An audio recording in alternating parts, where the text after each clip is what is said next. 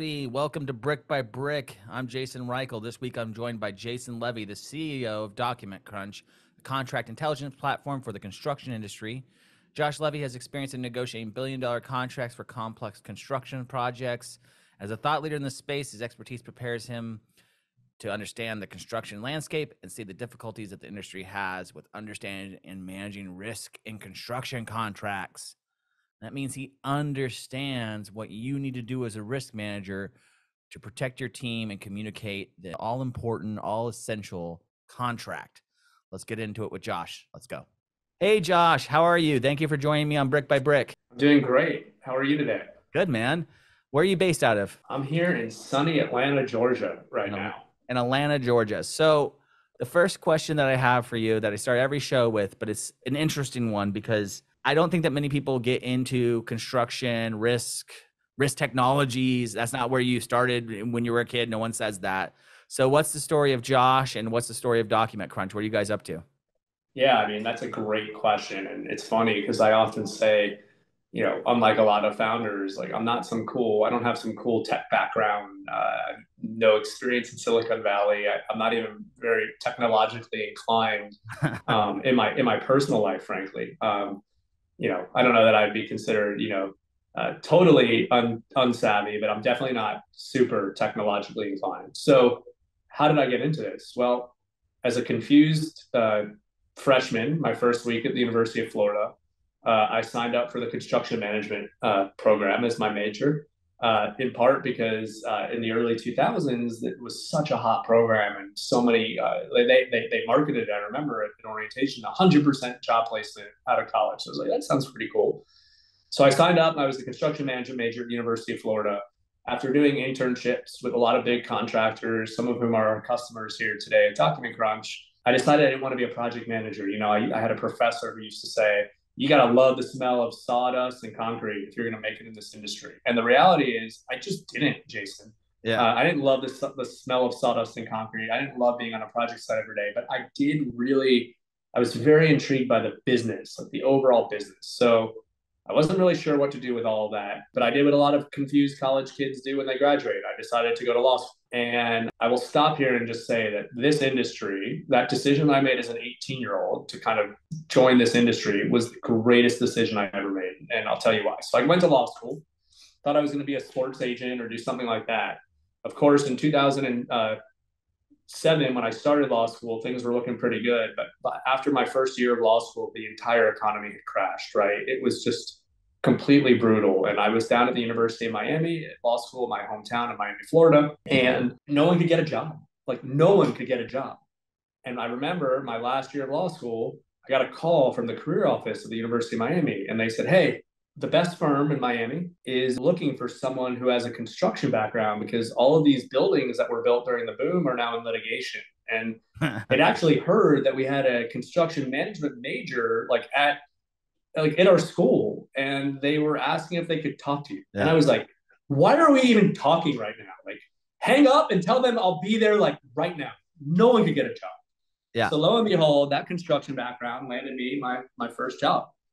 And I'd also be remiss if I didn't tell you a little story of that period of time. 15 years ago this summer, I was clerking for a young partner at the preeminent law firm for construction law in the U.S. Fast forward 15 years later, he is the managing partner of that Miami office. He is on the national executive committee nationwide.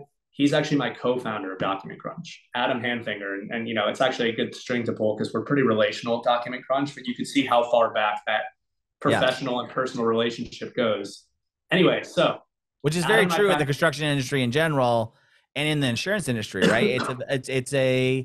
It's a very deep well of relationships that kind of make the built world happen. You nailed it. I practiced construction law in South Florida exclusively for several years. 8 years ago, I left private practice and I went in-house up in Atlanta, where I am today, sunny Atlanta, Georgia. Yeah. I went in-house with a very large contractor, our top 20 contractor. And I came into their Southeastern business unit, national contractor that had a big operation throughout the Southeast. And when I came in, I want to say we were like $600 million in revenue. And along my 5 years there, we grew quite a bit as the market started picking up. This is in like 2015. And when I left, we were over $1 billion a year in revenue, and I was, running the legal department for this business unit and just getting all kinds of incredible experience. And I actually, the inspiration for Document Crunch really came during that period of time. But as I kind of look back at that whole career that I've had, and of course, just for your benefit, when I say that I'm exclusively a construction lawyer, you can't be exclusively a construction lawyer without having a deep understanding of the insurance side of the construction business. They're almost like intertwined completely. Right. And so I have a very long history working in and around the insurance side of the business, everything from compliance to claims to litigation, you name it. And so definitely have a profound appreciation for what you all are doing at TrustLayer, and just the risk managers out there have long been my friends, my colleagues, and frankly now our customers here at Document Crunch. What is Document Crunch from a perspective? If I was a risk manager and thinking about what is Document Crunch, what is it to a risk manager? Yeah, so Document Crunch has a very simple mission. It's to empower everyone in the industry to understand what's in their contracts. And when I think about everyone, the risk manager, and this is why so many of them are users of our product, they're often in this like very interesting intersection in the business where, yes, their primary role is to think about like insurance and procuring that insurance or ensuring that the insurance programs are working for the company and compliance, but often bleeds right into that is like understanding the contracts that the insurance is applicable to, or what the risks of a project may be that would need to be insured. And so the risk managers, and especially in like kind of the middle market where there's not necessarily a legal department, or what we say like in organizations that have 0 to 2 lawyers, right? Those risk managers have a pretty like sophisticated role where they're dealing with contractors every single day. That's from a, hey, we're bidding the job, let's make sure that like everything's in order, like there's no real bad risks in here, to, hey, let's negotiate the job, to, hey, we're now setting the project team up for success and there's an issue, and we need to read the contract and understand what's going on. So when you talk about our mission of empowering everyone to understand what's in their contracts, and you think about the typical risk manager's role, there's a lot of overlap there, and we're helping risk managers every single day. Yeah, one of the things that risk managers, so TrustLayer works in sort of the COI tracking space, making sure that people have the right compliance, automating that, extracting from those COIs. But it often comes down to some risk managers fall into 2 camps. One is, well, it doesn't matter about COI tracking or whatever, it's all in the contract. And then some go, it's in the contract, and then we have these policies, and then realize that the contract and their policies don't actually align, right? It's always sort of a illusion of agreement that's occurring between what you're validating and then what you're asking for as a complete story. Well, I'll share a story with you, because one of the first things that we do at Document Crunch is we also taught it to read insurance policies, because I'm in the latter camp that you just said. So here's like the deal. Throughout my legal career, I would say in 50%, now I'll say it's something different. In 30% of those instances where I was an additional insured on a subcontractor's policy, vis-a-vis my subcontract with them and a COI, and I went and I fished out that COI from some banker's box somewhere in a dungeon or a warehouse. I dusted it off and I called the insurance carrier and said, hey, like there's been a major leak in this building, and you're the stucco insurer, like you can cover me now. And 30% of the time, I would learn that the COI wasn't worth the paper it was written on. The COI is indicative of coverage, but it is not evidence of coverage. And I think that's like I know the reason why, because up to today, it has been commercially impracticable to review every single policy and every single contract and make sure that they line up.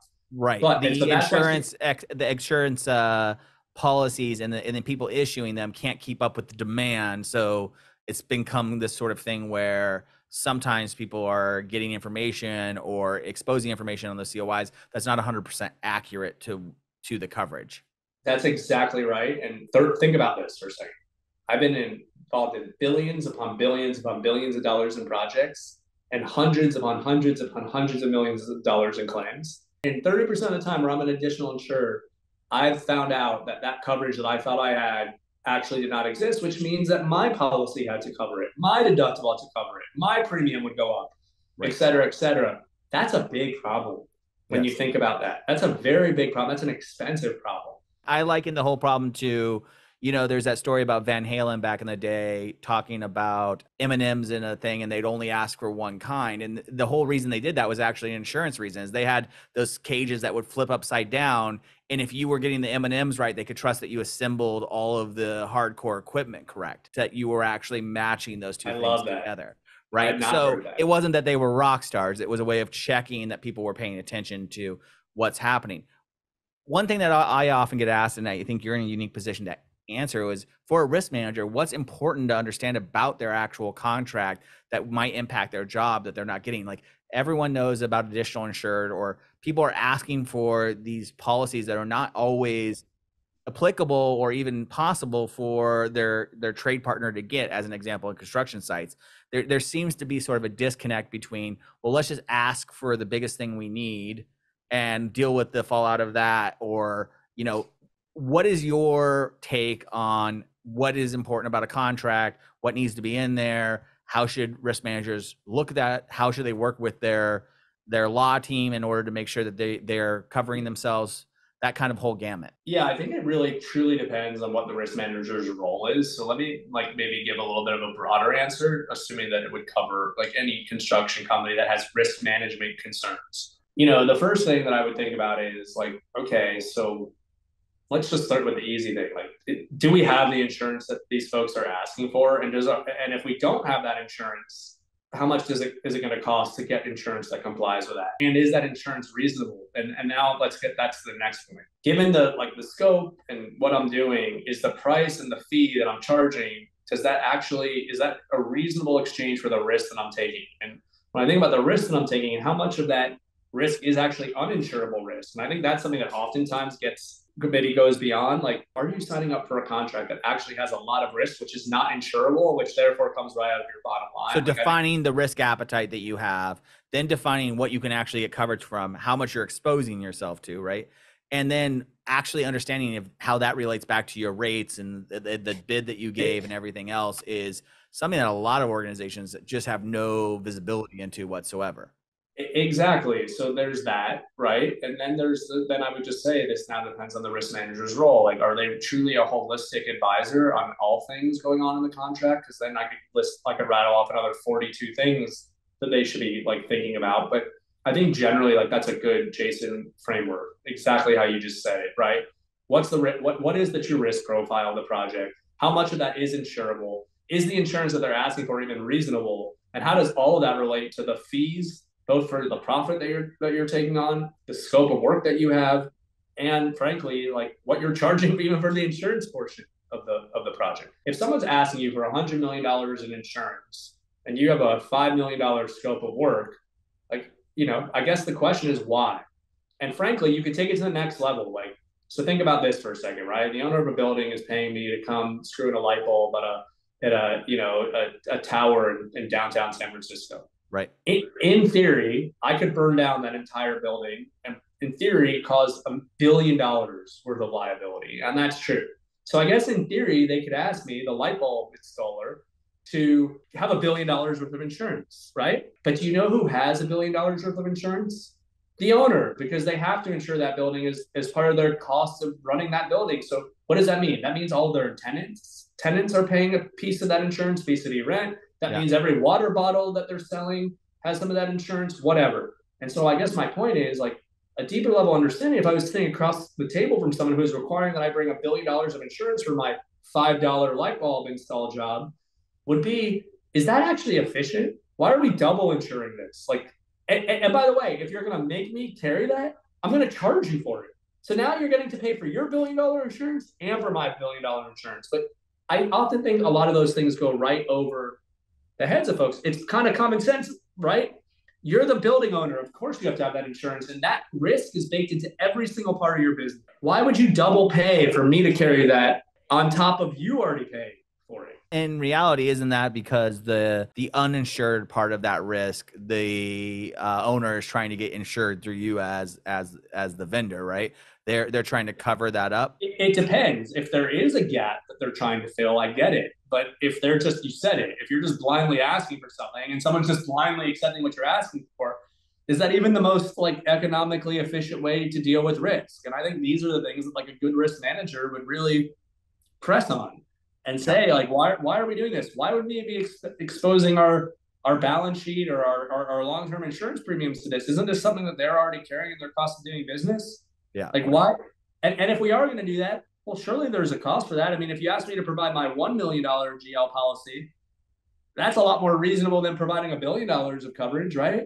Correct. And yes, absolutely. One question that often comes up when we talk about this is risk management methodologies in general, which is, should I have unique contracts for everyone I work in with, or should I have 3 or 4 categories and categorize vendors into those risks so that I'm managing my contracts more closely and paying attention to what is in them? Because if I have 150 unique contracts, that's harder to pay attention to what's in them and manage that. So what's your suggestion from that? Yeah, it's a great question. And what I would say is I have 2 answers. You're never going to have 3 or 4 categories of contracts when you're dealing with, if you're dealing upstream. So if you're the general contractor and you're talking about contracts with the owner, guess what? You're at the owner's mercy. The owner sources those.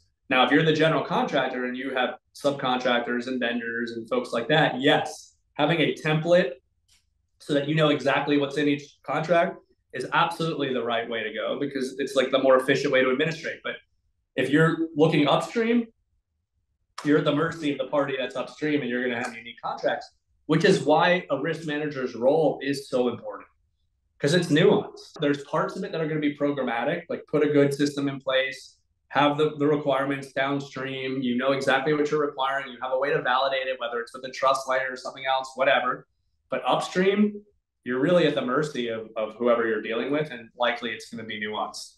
You know, one thing that we're talking about is contract intelligence and data, why it matters to back offices, project insurers. We're talking about risk managers. How else can risk managers interface with those other people and be of assistance when it comes to contracting? Like, what's the relationship between the risk manager and the project manager as it relates to contracts? Again, it really depends. So let's assume that risk manager has more of that elevated role, like we talked about, that, you know, in those organizations that maybe don't have a built-out legal department. In that example, just to be clear, you're saying where risk managers are acting as sort of a pseudo lawyer for the organization, although obviously they probably have outside counsel if they need it. They're making a lot of decisions on the fly without consulting with a professional. Yeah, I wouldn't call him a pseudo lawyer. I call him like a risk professional, right? But exactly.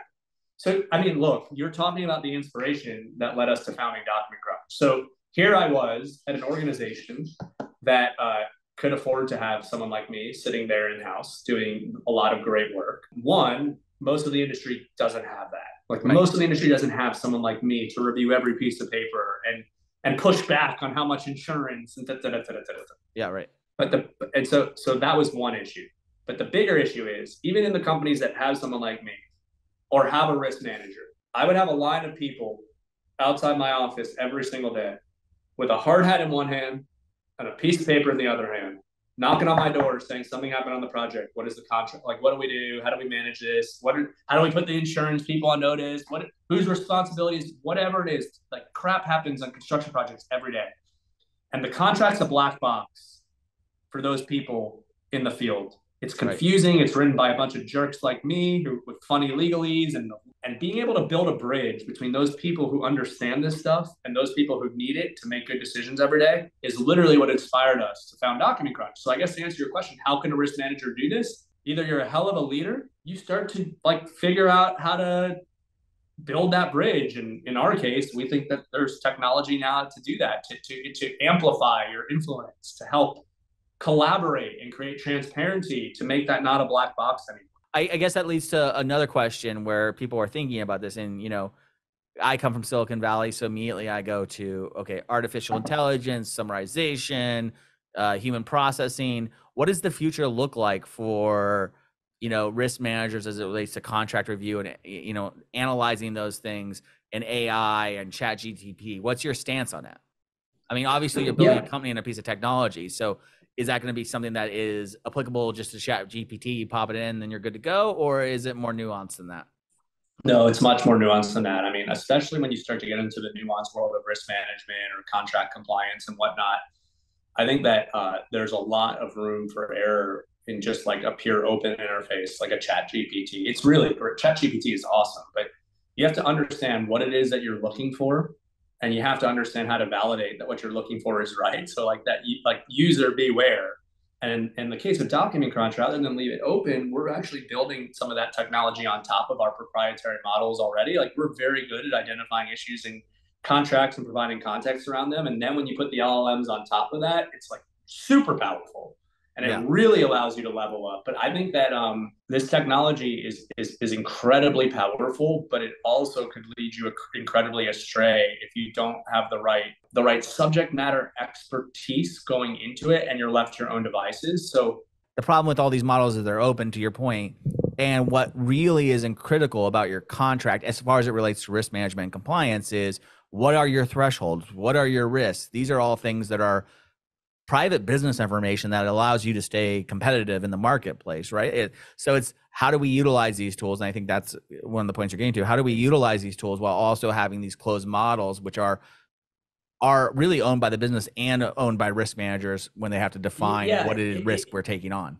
I mean, candidly, Jason, it's incumbent upon technology providers like us to bridge that gap and make it easier. Like, you don't want to leave people to their own devices, and you want to make sure that you have like real actionable, information or workflow support for folks. So we are making it easier for folks behind the scenes so that they just get to what they need vis-a-vis this technology, rather than being left to try and get it to do something for them that they may or may not even understand, and then they may or may not even be able to validate whether what they're getting back is acceptable. Does that make sense? Yeah, absolutely. I mean, I think it's if you're a risk manager and you're going, okay, all this technology is going to come and disrupt it, or it's going to make it easier. The truth of the matter is, you're on that team for your expertise, and all of these are tools for you that hopefully will help with some of those translation layers or other things.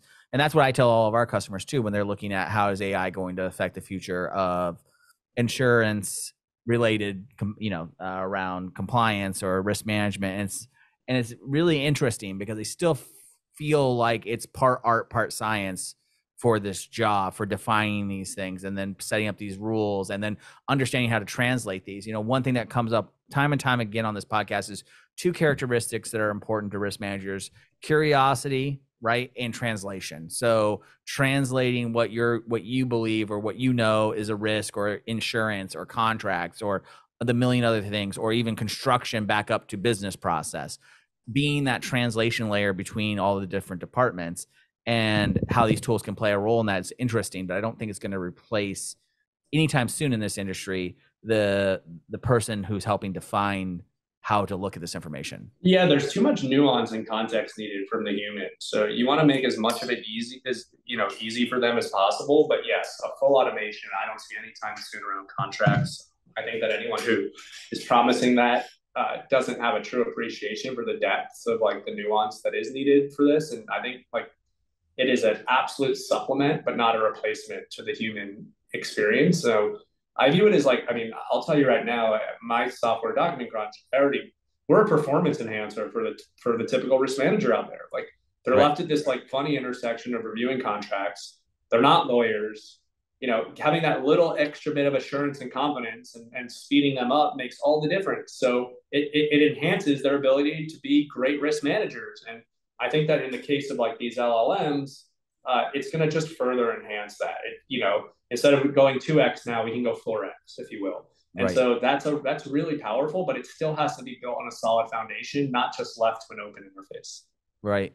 Yeah, I think that if you're a construction company owner and you're like, oh, I won't need risk managers in the future, I think that you're going to be sadly mistaken. I think with all this complexity and information flowing around and new things, one thing that people never understand about technology, I've been in the technology industry forever, implementing softwares, and I do think it's a productivity boon, but often technology exposes elements that you weren't prepared to deal with that are hidden in the minutia of people not understanding that, right? So if you implement a software, sometimes you're going to go through this, what I call like a U curve of time that you're going to have to put in, because it's highlighting things that, yeah, you knew, but now it's highlighting them with this little red flag in your software or something to that nature that you actually have to deal with.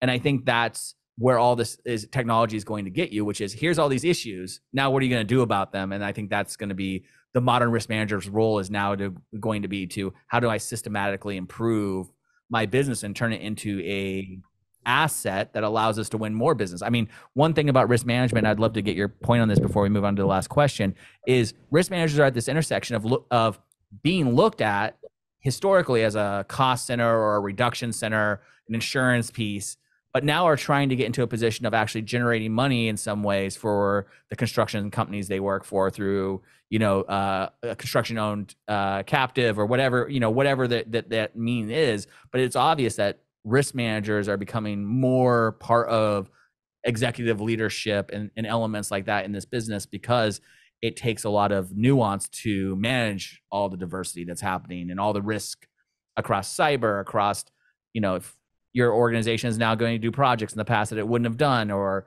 all of the different things that are happening across risk management. It's a really critical time. And I think you kind of need those superpowers sometimes. You need the things that are going to help you be more productive and more consistent.